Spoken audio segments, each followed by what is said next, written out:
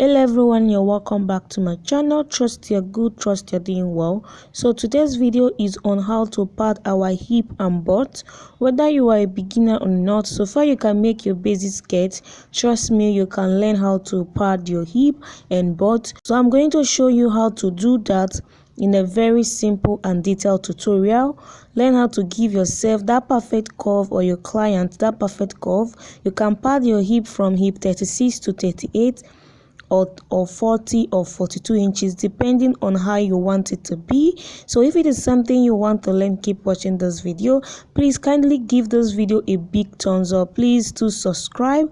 Before you go into watching this video, please give this video a big thumbs up. Trust me, you are going to learn a whole lot. And if you are new here, you're highly welcome. Kindly subscribe and turn on the notification bell. And to all my old subscribers, thank you guys for subscribing. Thank you everyone. Let's get started. For us to get started, we're going to be needing our basic skirt pattern. So you need your basic skirt pattern. For me, this is the basic skirt pattern I'm making use of. The back has a dart, the front does not have a dart. So but it doesn't matter, anyone you have, you can make use of it. So the first thing we're going to do is to draft the hip padding. And on the front part you are drafting the hip padding, but on the back part you are drafting the hip and the butt padding, because it's at the back that we have the butt. So from the side seam here on your waistline, you come down by 1 inch. You don't want your part to get to your waistline. And from the side seam you come inward by 4 or 5 inches. If you're on a bigger side, you can come inward by 5 inches. For me, I came inward by 4 inches. So I'm going to connect like this. So from the side seam here on the hip line, you come inward by 4 inches. So from your waistline, you are going to determine how long you want your hip pad to be. The hip padding is usually between 15 to 17 inches.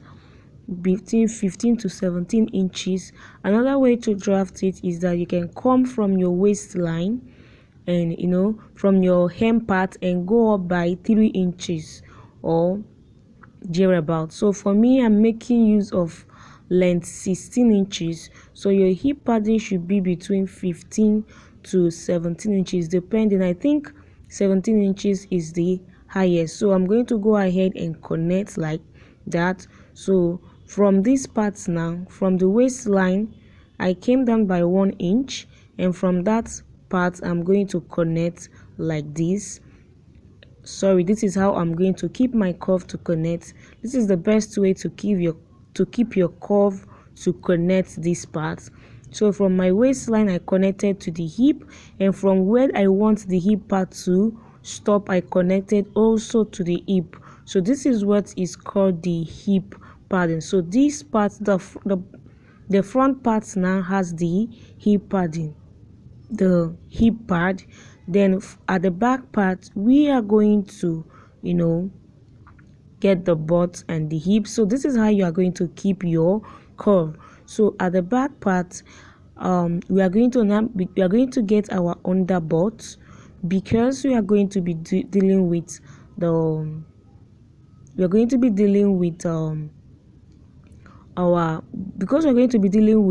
butt padding. So we're going to get our under butt. So from here you are going to get your under butt, measure your under butt from your waistline to your under butt. For mine, I have mine as 13 inches, and then I also make a mark, which is the 16 inches where I want my pad to be. So the difference between my under butt and where my pad is going to stop is around 3 inches.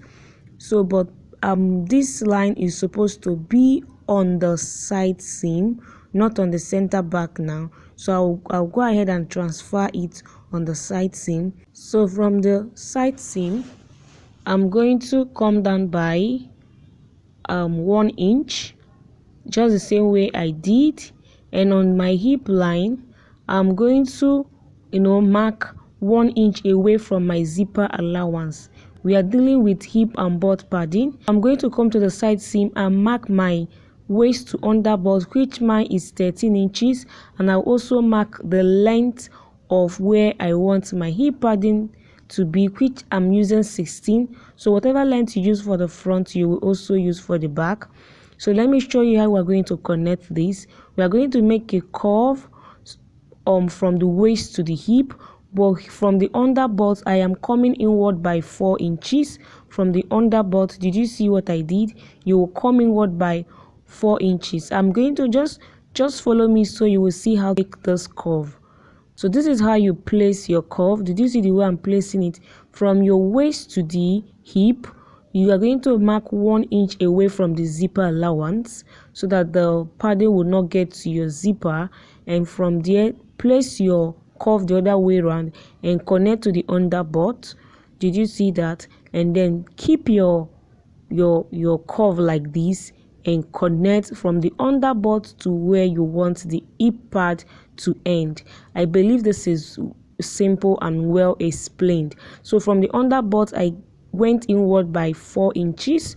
So did you understand? So I connected from the waist to the hip, and from the hip to the underbutt, and from the underbutt to the length of where I want the hip part to be. Just follow the way I put my curve so that you'll be able to get it. So this is what we have so far. So this back part has the hip and the underbutt. So I'm going to go ahead and transfer and place another pattern paper below it, and then trace it out.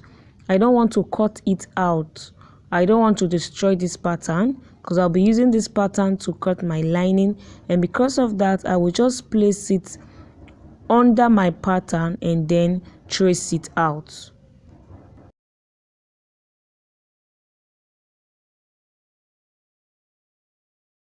After you are done tracing, you will go ahead and label which part is up and which part is down, so you will not mix it up, and also label which part is the side seam. So that arrow is indicating that that side is the side seam, but I will just do it the way you understand, label the way you will understand. So we'll also go over to the front part. So when I'm done tracing it out, this is what I have, the front and the back part. So this is how we're going to join this hip pad together. So these are the materials we are going to be needing for this hip padding. So this is my interfacing. You're going to be needing an interfacing, your fabric, your lining, and the foam. I'm making use of 1/2 inch foam, so you can make use of 1/2 inch foam, 1 inch or 2 inches. And this is also my pattern. We'll also be needing the pattern and the hip and butt pattern. So I'll go ahead and place the hip the pattern on the foam, and I cut out two pieces for each. As you can see, I cut out two pieces for each of this pattern, and I'm also labeling to avoid making mistake. So this is the way I'm labeling it. So this is how we are going to be joining. Did you see? You join from the upper part to the down part. You can use your glue to join them together. You can use an industrial machine, the zigzag part of your machine to join it. You can as well use your hand.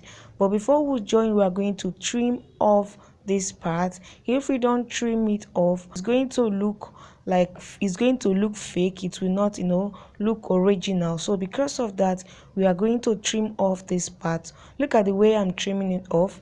The goal is to achieve a thin layer at the down part. You want to achieve a thin layer. You are going to make it in a slopey way, from up down. Like you are going to cut it in a way that is going to be slopey, and you are going to make that part to achieve a very thin layer at that part. So look at the side I am trimming. I am not trimming the side seam parts.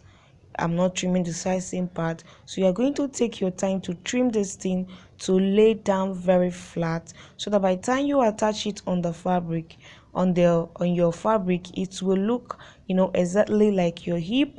It will not look fake.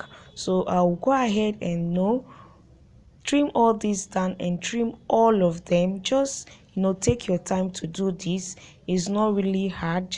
Just do this. And so as you can see, I'm done trimming all the parts now. Did you see? I've trimmed every part. So I'll go ahead and now cut out an interfacing for this. You want to use an interfacing to cover it so that the foam will not be removing while you place it on the fabric. And as you can see, I've used the interfacing to iron it. So you're going to iron the interfacing on it just the way you see it now, and then you go ahead and join. I'm using my needle to join. You can use a glue to join, or you can use an industrial machine. Use your zigzag part to join it. Anyone that is convenient for you, you can go ahead and do. I'm using my needle. In case you don't have glue, you can use your needle to do that. So you can see I'm done sewing. By the time you sew the first part, you flip it over to the other side and sew it. You're going to sew it in such a way that the sewing line will not come to the down part. So that is how I did it. So this is what we have so far. You sew at the front part and go at the back part and also complete the sewing. So this is how it is. It's very easy and it's very simple. Did you see? You sew it in such a way that your sewing will not get to the down part, and you turn it to the other part to complete the sewing. So this is what we have. This is my pattern. So for my pattern, we are going to be adding a sewing allowance to it on the waist line, on the side seam, and the front will be cut on fold. You can also add on the hem part depending on what you want, and the back part will be cut 2 pieces. You are going to add your sewing allowance on the waist, on the side seam. It has zipper allowance already. So this is my fabric. I've gone ahead to cut out my fabric. As you can see, I've cut out the skirt pattern, and the way I cut out the skirt pattern is that I added 2 inches to it. I added 2 inches to it. I'm going to explain. So this is the hip part that we did. As you can see, we have 1, 2, right, and we have 3, 4. So it is into 4 places. And the thickness of the foam I used was 0.5. You're going to times 0.5 by 4 inches, and it's going to give you 2 inches. That 2 inches, you are going to add it to your hip, meaning that if your hip is 38, by the time you add the 2 inches, it will be 40. And you're going to draft your pattern using the hip 40, and then your other measurements will still be your normal measurement. So that is how you do it. But for the lining, you are going to cut your lining the exact way you are going to cut your lining with your exact measurement. But for the skirt, you are going to be adding 2 inches. If you use 1 inch thickness of foam, you are going to times that 1 inch by 4, and you are going to be adding 4 inches to it. For me, I use ½ inch. By the time I times it by 4, I will have 2 inches, and I added it to my hip for my main fabric. But for my lining, I'm using my exact measurement, and the reason is because the pad is going to be facing the fabric, not the lining. By the time we finish attaching it, the padding will be facing the fabric, not the lining. That is why you don't need to add anything to the lining, because as you wear it, your lining is going to fit in with your exact measurement. But for the main fabric, you are going to give space for the foam to fit in. I don't know if you understood this. If you don't understand, please ask me your questions on the comment section. So this is what I have: the front part and the back part. You can see the back part is on 2 pieces, while the front part is on fold, and I added 2 inches only on my hip, but my waist measurement remained the same. Please take note of that. So we'll go over into the sewing now. So I'll go ahead and sew my skirt. So I'll start from sewing the the dart. I added that to the back part, but from the front part I do not add that. So it depends on your choice. So go ahead and sew the dart, and after sewing the dart, I'll go ahead and join the side seam. I'm going to sew the back and the front together. The back and the front is going to face each other on the right side, and go ahead and sew your side seam. Depending on what you added, you sew your seam. So you also sew the other seam, leaving the zipper allowance open. You are going to leave the zipper allowance open. You are not going to sew it yet. So the same way I sew this skirt, I'm also going to sew the lining as well. So this is what I have. I'm done sewing, and I'm going ahead and I've sewn the lining. So I'll go ahead and iron it up.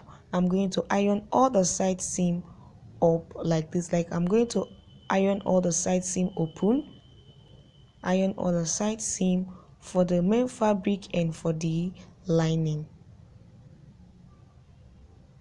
So when I'm done, I'm going to grab my pad. Now I'm going to sew it all around the way you see me do. You can sew it like 3 or 4 times. You want that place to lay down flat well. And did you see what I'm doing? I'm sewing it all around, You can go ahead and do the same to your own part, and when you are done, you are going to trim it up. I guess I sewed mine up to 4 times, so you're going to trim out those excess. You want that part to really lay down flat, so it will not be visible on the skirt. Please, if you're enjoying this video, please give this video a big thumbs up. So we are going to open the lining up. Did you see? So you are going to place, this is the lining now, at the wrong side of the lining. So you are going to place your pad. You are going to first mark 1 inch below the waist. Remember, we came down by 1 inch, and then you are going to place the pad in such a way that the back side of the pad will be facing the back side, of the lining. So you are going to stitch on the top like this. Make sure that it's on the seam. Did you see how I'm doing it? Make sure you don't have fold at that back part, and you're also going to stitch at the end. So I stitched at the upper part, and I'm going to stitch at the end. And when I'm done, I will go over to the sewing machine and sew it around, just to keep this part in place. So did you see what I'm doing? I stitched on the upper part, and I'm also stitching on the down part. You can as well stitch on the middle as well. Please, the way you are going to put the part is you are going to put it in such a way that the part you trimmed will be the part that will be facing you, and the other part that is not trimmed will be the part that will be facing the lining. Please take note of that. The part you trimmed will be facing up, and the part you do not trim will face the lining. Please take note of that. So as you can see, I'm done stitching. So I stitched on the upper part, on the middle, and also on the down part. So you are going to go ahead and use your pin and hold this down. I want to sew it all around, so I want to use my pin to hold it, so that by the time I'm sewing it all around, it will not be going to one side.